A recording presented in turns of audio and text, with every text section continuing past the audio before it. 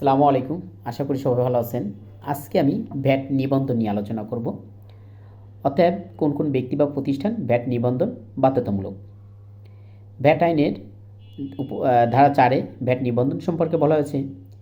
এই ধারা 4-এর উপধারা 1 দফা কতে বলা হয়েছে যে ব্যক্তি টার্নওভার উক্ত মাসের পূর্ববর্তী মাসের শেষের দিকে 12 মাস সময়সীমা অতিক্রম করে।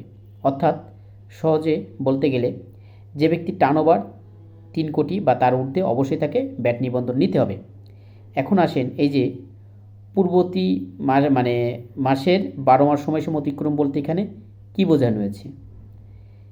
এই কথা দ্বারা এখানে বোঝানো হয়েছে, ধরুন আপনি আজকে 10 জুলাই, এই যে আজকে আপনি হিসাব করতেছেন আপনার ব্যবসা প্রতিষ্ঠানে পূর্ববর্তী 12 মাসে টার্নওভার 3 কোটি টাকার ঊর্ধ্বে হয়ে গেছে। অর্থাৎ 30শে জুনের আপনি হিসেব করতেছেন।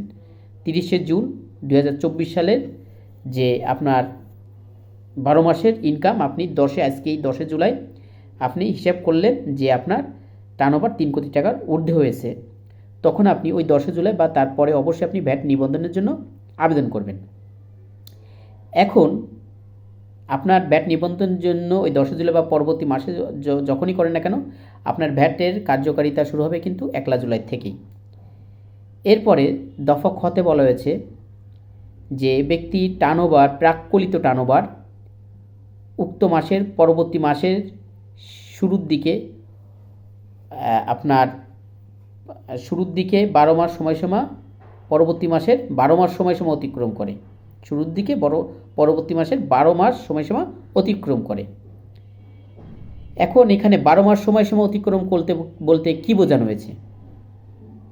অর্থাৎ দেখুন, আপনি আজকে 10 জুলাই আপনি একটি অনুমান করছেন, প্রাক্কন কথা কিন্তু এখানে প্রাক্কলিত বলা হয়েছে। অর্থাৎ অনুমান করছেন যে আমার পরবর্তী 12 মাস আমার টার্নওভার হতে পারে 3 কোটি টাকার ঊর্ধ্বে ছাড়িয়ে যাবে। অর্থাৎ 2025 সালের 30শে জুন আপনি বা 10 জুলাই আপনি হিসেব করলেন যে আমার এই 12 মাসের টার্নওভার অন্তত আমার 3 কোটি টাকার ঊর্ধ্বে হবে।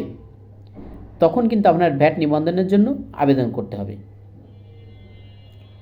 এই আমাদের উপধারা 1-এর কথা গেল। উপধারা 2-তে বলা হয়েছে যে উপধারা 1-এ যাই বলা হোক না কেন, নিম্নবর্তী অর্থনৈতিক কার্যক্রমের সাথে যদি কোনো ব্যক্তি যুক্ত থাকে অবশ্যই তাকে ভ্যাট নিবন্ধন নিতে হবে। অর্থাৎ আপনি উপধারা 2-তে এই কথাই বোঝানো হয়েছে যে উপধারা 2-তে যে কার্যক্রমগুলো আছে, এই কার্যক্রমগুলো যদি আপনি কার্যক্রমের সাথে যদি অন্তর্ভুক্ত থাকেন অবশ্যই আপনাকে ভ্যাট নিবন্ধন নিতে হবে। তাতে আপনার টার্নওভার 3 কোটি হোক বা না হোক।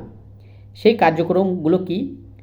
দফা কতে বলা হয়েছে যে বাংলাদেশ সম্পূরক আরোপযোগ্য শুল্ক আরোপযোগ্য এমন কোনো পণ্য যদি আপনি উৎপাদন করেন বা আমদানি করেন অবশ্যই আপনাকে ভ্যাট নিবন্ধন নিতে হবে।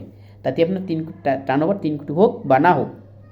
দফা কতে বলা হয়েছে যে টেন্ডার অথবা চুক্তি অথবা কার্য আদেশ ছাড়া আপনি যদি কোনো পণ্য বা সেবা সরবরাহ করে থাকেন। দফা খতে বলা হয়েছে আপনি যদি আমদানি বা রপ্তানি বিদেশ থেকে পণ্য আমদানি রপ্তানিকারক হয়ে থাকেন অবশ্যই আপনাকে বাধ্যতামূলক ভ্যাট নিবন্ধন নিতে হবে। আপনার ঘতে বলা হয়েছে আপনি কোনো বিদেশি কোনো কোম্পানি প্রতিষ্ঠান যদি আমাদের বাংলাদেশে আপনার ব্রাঞ্চ থাকে, তো যদি আপনার এজেন্ট থাকে বা আপনার লিয়াজু অফিস থাকে অবশ্যই তাদের ভ্যাট নিবন্ধন নিতে হবে। দফা উমতে বলা হয়েছে যে আপনার যদি কেউ কোনো মূসক এজেন্ট হিসেবে যদি কেউ নিয়োগপ্রাপ্ত হয় বা অবশ্যই তাকে ভ্যাট নিবন্ধন নিতে হবে। মানে মূসক এজেন্ট হিসেবে যদি কেউ নিয়োগপ্রাপ্ত হয় অবশ্যই তাকে ভ্যাট নিবন্ধন নিতে হবে। দফা চতে বলা আছে বোর্ড কর্তৃক নির্দিষ্ট কোনো ভৌগোলিক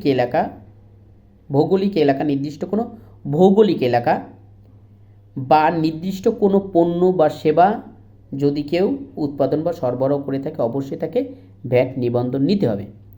তাহলে এই ধারা 4-এর মাধ্যমে আমরা জানতে পারলাম যে কোন কোন ব্যক্তি বা প্রতিষ্ঠান ভ্যাট নিবন্ধন নিবে আর কোন কোন প্রতিষ্ঠান নিবে না। ধন্যবাদ।